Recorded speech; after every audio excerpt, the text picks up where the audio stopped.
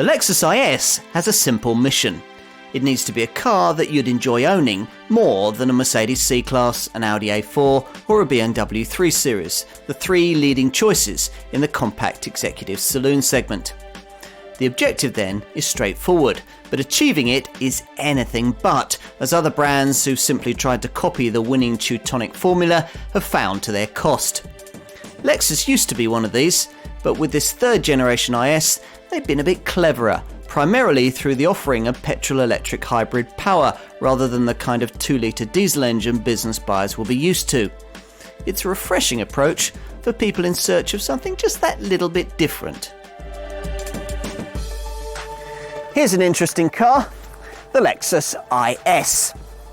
For many potential buyers, its main appeal lies not in what it is, but in what it isn't, namely a BMW, an Audi or a Mercedes. These being the three Teutonic heavyweight brands who dominate the compact executive saloon sector in which this Japanese contender competes. As a result, our company car parks are overflowing with 3 Series, A4 and C-Class models. The cars in question, nearly all powered by clattery diesel engines and driven via the kind of over-firm sporty setups the magazines insist buyers should have. If though you're fed up with these predictable choices and want something that reinterprets what a car of this kind should be, then this, I'd suggest, is where you need to start your search. With the first generation version of this model launched back in 1998, Lexus messed around with different body shapes. With the Mark II design of 2005, the brand dabbled with diesel power. When this third generation arrived in mid-2013 though, you sense that at last Lexus was more comfortable in itself, content to concentrate on its strengths, no longer feeling the need to copy what others were doing. Sure enough, almost everything about this IS is different from the norm in its chosen segment. The styling, the single saloon body style, the absence of manual transmission, and perhaps most notably, the fact that no, you can't have a diesel. Here instead, you get a unique four-door look, an auto gearbox, and an overwhelming emphasis on petrol-electric hybrid power with its sensible running costs and limo-like silent startup. It was a unique approach we nearly didn't get. Back when work on this design first started in 2008, the global recession was tempting Lexus back to the badge engineering of Toyota models, which would have made this a plushed-up Toyota Avensis. Thankfully, common sense prevailed, and what we've ended up with is much more than that. A car to change your mind about hybrid power, German brand domination, and Lexus itself. Let's try it. Lexus will offer you a pair of engines in this IS, and they're both 2.5-litre petrol units, though that's where the similarity ends. The more conventional of the two is found in an IS 250 model powered by a 2.5-litre V6 developing 204 brake horsepower and driving the rear wheels via an ordinary mechanical 6-speed automatic transmission. It's a pleasant enough thing with decent refinement and crisp acceleration that'll see you to 62 miles an hour in 8.1 seconds en route to 140 miles an hour, but you'll almost never see one. These days you see few people buy thirsty V6 petrol engines in cars like this, which is why the UK importers aren't offering the 3.5-litre V6 variant you can buy in the States. It all means that in the UK at least, the IS 250 feels like a bit of a make-weight in the range. The variant that attracts all the interest in the IS lineup is the model I'm driving here, the IS 300h petrol-electric hybrid. Unlike the brand's slightly smaller CT 200h hybrid model, it's more than a smartened-up Toyota Prius, instead based on a proper large Lexus, the BMW 5 Series-sized GS 300h. True, the 2.5-litre engine used may only offer 4 cylinders, but it does develop 178 brake horsepower, with a further slug of power contributed by an electric motor, resulting in a combined 220 brake horsepower output. That's enough to easily match the performance of the rival 2-litre diesel models at which this car is aimed, 0 to 62 miles an hour occupying 8.3 seconds on the way to 124 miles an hour. Why just 124? Well, it's down to use of a special gear train for the electric motor that reduces weight and cuts friction in return for restricted flat-out pace. A reasonable trade-off in my book. After all, when was the last time you drove quicker than 120 miles an hour? If you are going to be driving this car hard, then you'll find that the rubber belt-driven CVT 6-speed auto gearbox, installed because the ordinary IS250 model's conventional mechanical unit didn't fit, well, that CVT can start to frustrate attempts at meaningful progress. To be honest, I've yet to drive a CVT auto that responded to the throttle, and in this case the gear shift paddles, in the way that it should, and here the same issues remain. Plonk down your right foot and there's a noticeable pause before the transmission adjusts its gearing, after which there's another thrashy gap between the revs rising and the pace increasing. This is one reason why this IS struggles with its sports saloon billing. The other is the way that the hybrid system goes about creating its impressive efficiency by allowing the engine to rev up and down in a way that's quite unconnected to your actual road speed. As drivers, we tend to rely on these auditory cues to gauge how fast we're going. For example, during deceleration, when you hear the engine note play down different tones through different gears. In this Lexus, though, you can be decelerating while the engine note is ascending the scales. It all takes a bit of getting used to. Lexus's answer to this problem is rather novel. A little switch that activates a loudspeaker emitting a synthesized engine noise. Its pitch governed by the speedometer. Yes, really. As you slow, so does the aural accompaniment. Throw in a downshift and you'll hear the sound flare in response. You even get 6 frequency registers for the 6 gears you control via these steering wheel paddles. A gimmick in almost any other car I'd have said so, but here it really does help you attune with hybrid motoring that little bit quicker. The noise synthesizer even makes a reasonable attempt at simulating a V6 growl at full throttle, though personally I'd have tuned it to change up to the sound of the Lexus LFA supercar's howling V10, but maybe that's just me. If you find the whole setup annoying, you can easily switch it off, but you shouldn't need to, for once up at cruising speeds, it doesn't intervene anyway, this IS300H then reverting to the kind of whisper-quiet progress that was previously the preserve of top-end luxury saloons. At lower speeds, as with most hybrids, the car can trickle along powered by the 230-volt nickel metal hydride battery pack only, as it will from start off, or with just the engine, if you're giving it full throttle, or more usually with a combination of both, something you can monitor via a graphic display in the center of the dash. And unlike, say, a Honda hybrid, you don't have to have that combination approach if you don't want it. As long as the engine's warmed up, pressing this EV button near the gear stick will keep the car in all electric mode from anything between a few hundred meters and just over half a mile, provided that there's charge in the battery and you keep to below 25 miles an hour. Once you do need to use the engine, you get the usual hybrid benefit that power which would otherwise be wasted while braking and accelerating can be used to charge the batteries that drive the electric motor, readying things for the next time you want to trickle along in all-electric silence. Once the engine has cut in to dominate proceedings, it'll be a case of making the best selection from this standard drive mode select system, a setup that tweaks engine output, throttle response, gear shift times, and even air conditioning functionality through 4 main settings. There's normal, if you want to leave the software to do its own thing, but otherwise you can select eco for efficiency, snow for slippery roads, or sport for performance motoring that comes with the accompaniment of a red tinged hue on the instrument panel ahead of you.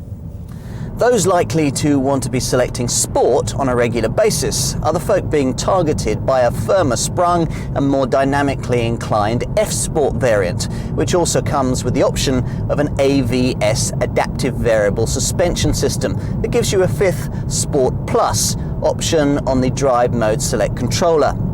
Thanks to sensors that automatically adjust the suspension performance at all 4 wheels in response to your driving style and road surface conditions, AVS enables you to adjust the car precisely to suit the mood you're in and the road you're on. Even without it, I'd suggest this to be the best handling Lexus I've ever experienced.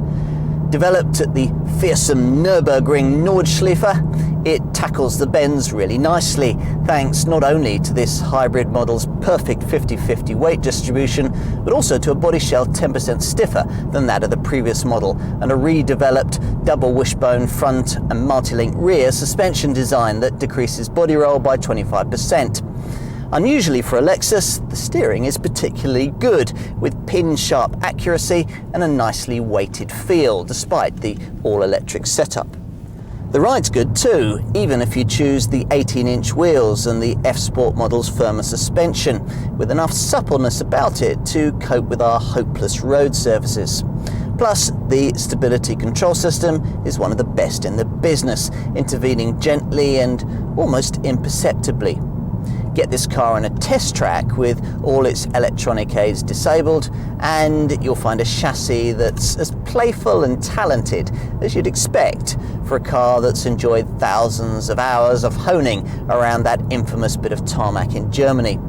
As good as anything in the class? I'd say so.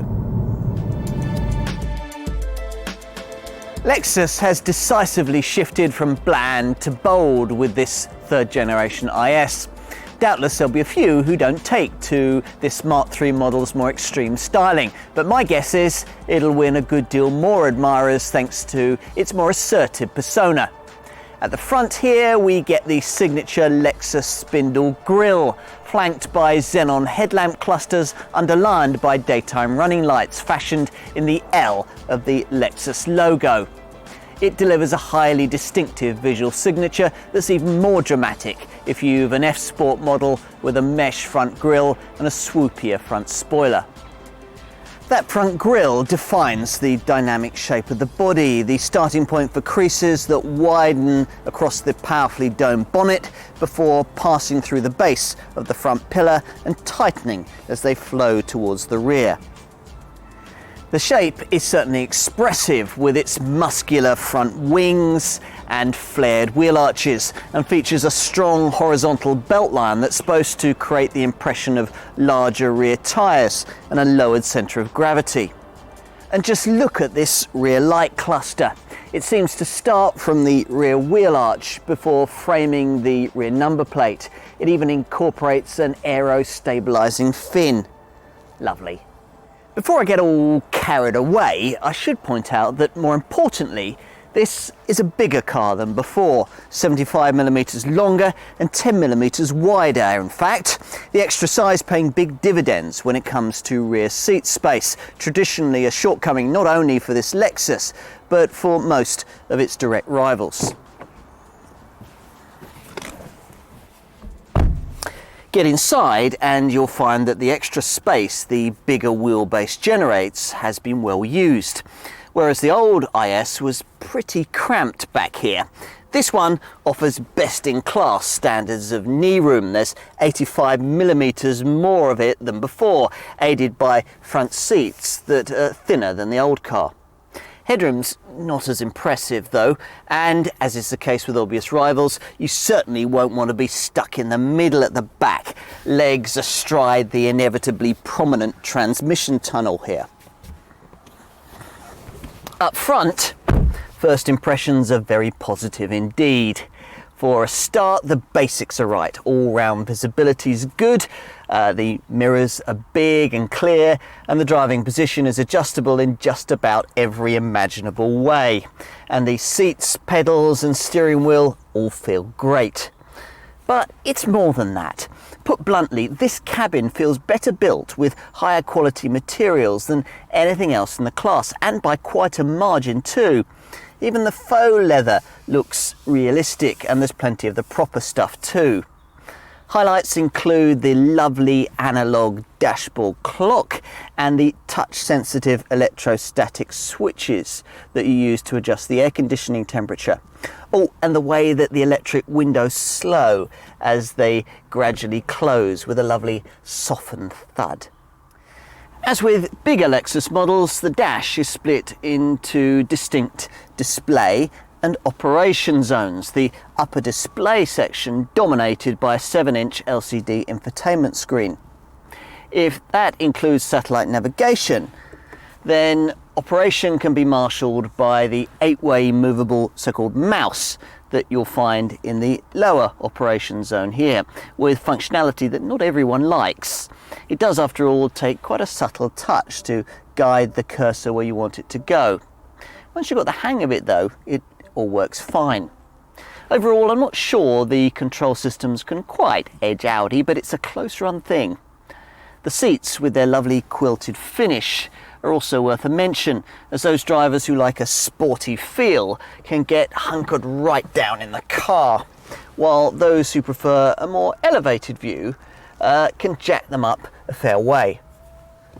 And the boot? Well, the batteries that must be housed beneath its floor in this hybrid IS300H model rob you of 30 litres of space, but that still leaves a class competitive 450 litres of room on offer. And as long as you avoid entry-level trim, there's a 60/40 split folding rear seat for those times when you want to avoid the home delivery charge after a trip to IKEA. So, what will you pay for one of these? Less perhaps than you might think.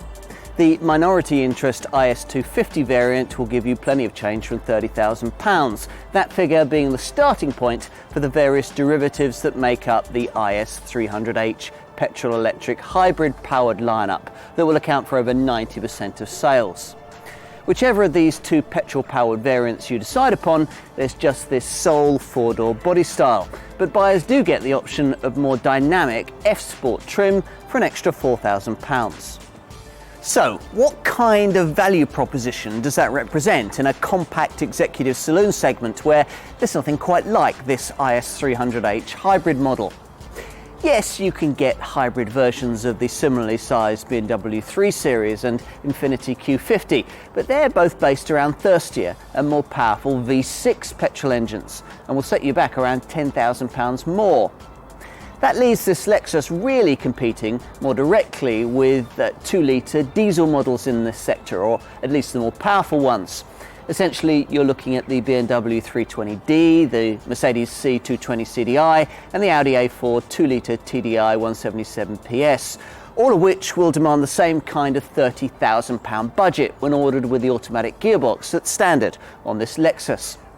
Also similarly priced is the Infiniti Q50 2.2D, another novel Japanese alternative to the German class leaders. For the sake of completeness, I'll also mention the minority interest IS250 variant. Fortunately for Lexus, only two rival models take it on directly, BMW's 320i SE Auto and Audi's A4 1.8 TFSI 170 Multitronic, and you'll need to allow around £1,000 more in either case, a saving that'll be welcome when it comes to offsetting the higher running costs that ownership of an IS250 will demand. If, having considered all of this, you conclude that it is a Lexus IS that you really want, then one of the reasons behind your decision is likely to be an expectation of a very complete standard specification. And, by and large, you won't be disappointed.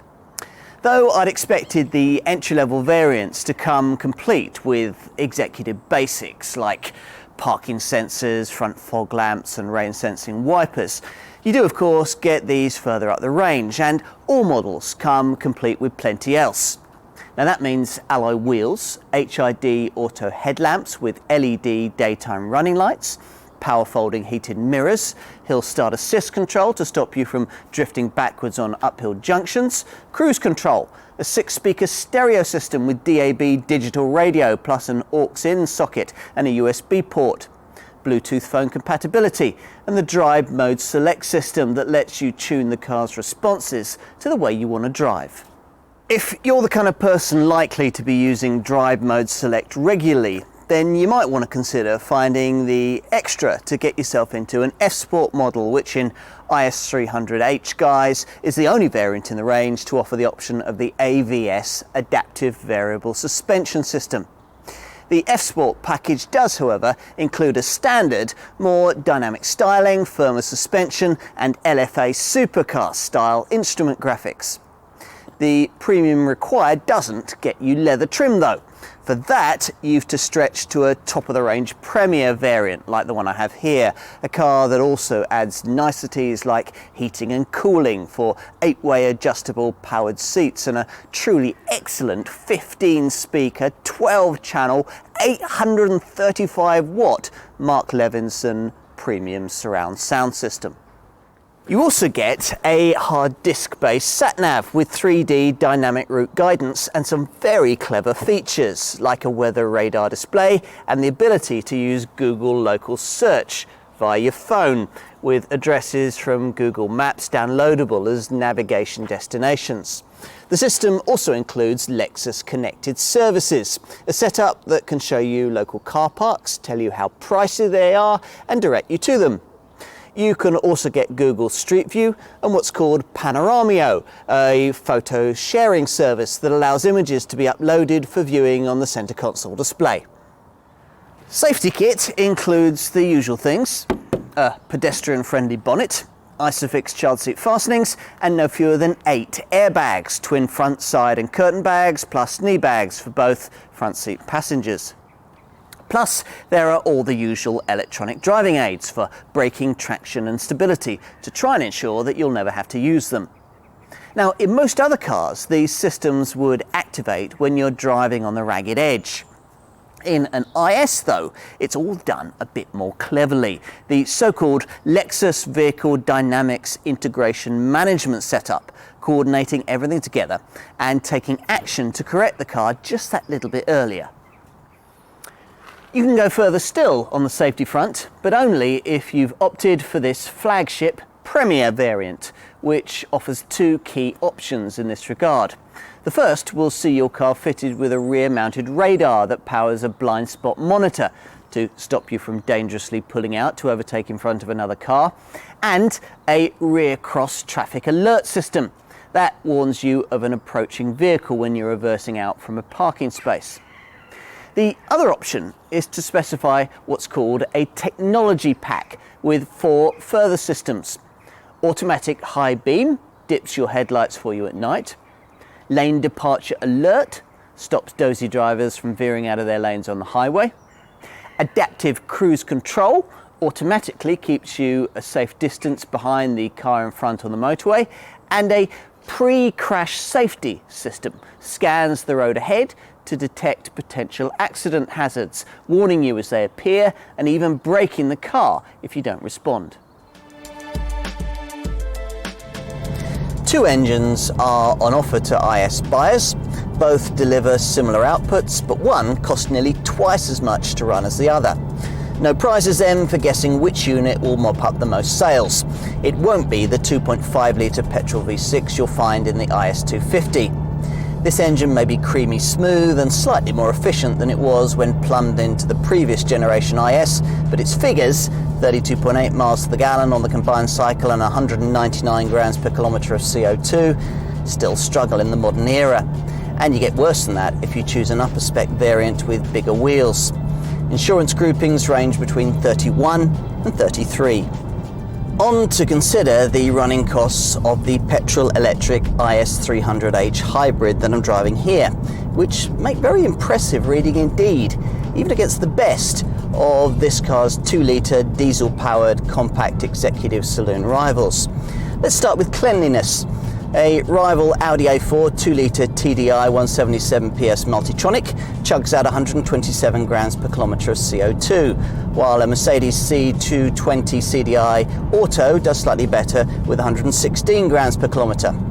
Both are bettered by the automatic version of BMW's 320d efficient dynamics model, that's 109 grams per kilometre, but all three are trumped by this Lexus's 99 grams per kilometre figure, a return that'll remove the need to pay the annual road tax that you'll need to have with all three of the dirtier German alternatives. That CO2 return also means a reduction in benefit-in-kind company car tax to just 11%. Plus, this car won't suffer from the 3% benefit-in-kind surcharge that's applied to all diesels. Independent experts Quick Car Cost reckon that a 40% taxpayer who opts for an IS300H will save around £907 a year in tax over the cost of running a comparable Mercedes C220 CDI. As for fuel consumption, the official figures suggest that this IS300H is capable of 65.7 miles per gallon on the combined cycle if you select the Eco mode on the Drive Mode Select system, a return that betters that of the Mercedes and Audi models I just mentioned and gets within a few percentage points of the class-leading Efficient Dynamics 3 Series BMW. Running cost realities, though, suggest that in mixed highway use, a good diesel will give you better returns than any hybrid. And that's certainly been borne out by the figures that I've been achieving with this test car. Around town, though, the advantage switches back to petrol-electric power, so your ultimate figures really come down to the kind of driving that you're likely to be doing, and the trim level you specify. The bigger wheels and extra weight you get with a top-spec version like the one I have here see its returns deteriorate to 109 grams per kilometre of CO2 and 60.1 miles to the gallon. There are also a few other things to consider, most of which count in Lexus's favour. First, its greenness isn't just about low CO2. In driving this car, you'll be emitting much lower volumes of oxides of nitrogen and particulates too, the latter element likely to be a key part of future emissions regulations. Second, maintenance costs will be substantially lower than those of a comparable diesel, thanks to the fact that hybrids look after their tyres and brake pads more carefully and have no need of servicing or replacement of the starter motor or the alternator. Third, I should make the obvious point that petrol's cheaper to buy than diesel. And finally, Lexus residuals are amongst the strongest in the sector. Independent specialist CAP reckon that after 3 years and or 60,000 miles, this IS300H should still be worth around 37% of what you originally paid for it. Its insurance groupings range between 32 and 34. Now, I've added all those factors together and done a few calculations to come up with a pence per mile figure based on 3 years and 36,000 miles of use. For this Lexus, it's 68.03 pence per mile, about 14 pence per mile less than you'd pay to run BMW's supposedly super efficient 320d. Enough said. In terms of peace of mind, well, Lexus is so confident about the robustness of its hybrid technology that it's covered the engine with its own separate 5-year warranty. The rest of the car gets a 3-year package. If you thought that Lexus was the company that tried to copy the Germans and always turned up a day late and $1 short, you need to try this car. It looks right, it feels good, and it makes eminent sense on the balance sheet. Or at least this hybrid version does. Though the conventional IS250 is a likeable car, it isn't efficient enough to attract the business buyers Lexus needs. People who really ought to be considering this hybrid IS300H. Lexus didn't do diesel that well, but it's hard to argue with the fact that it does hybrid brilliantly, with a car that many will feel suddenly makes its German rivals look old, noisy and dirty. True, the vague response from the thrashy CVT auto gearbox undermines the driving experience somewhat, but if you can live with that, there's plenty else to like. Nothing else in the compact executive saloon segment is quieter, cleaner, better equipped and as affordable to tax. Add in the arresting looks and a dealer network routinely steeped in praise by every survey going, and I think there's room for the Japanese brand to be optimistic about its prospects with this car. It's the best small Lexus yet made, and that makes it a very desirable thing indeed.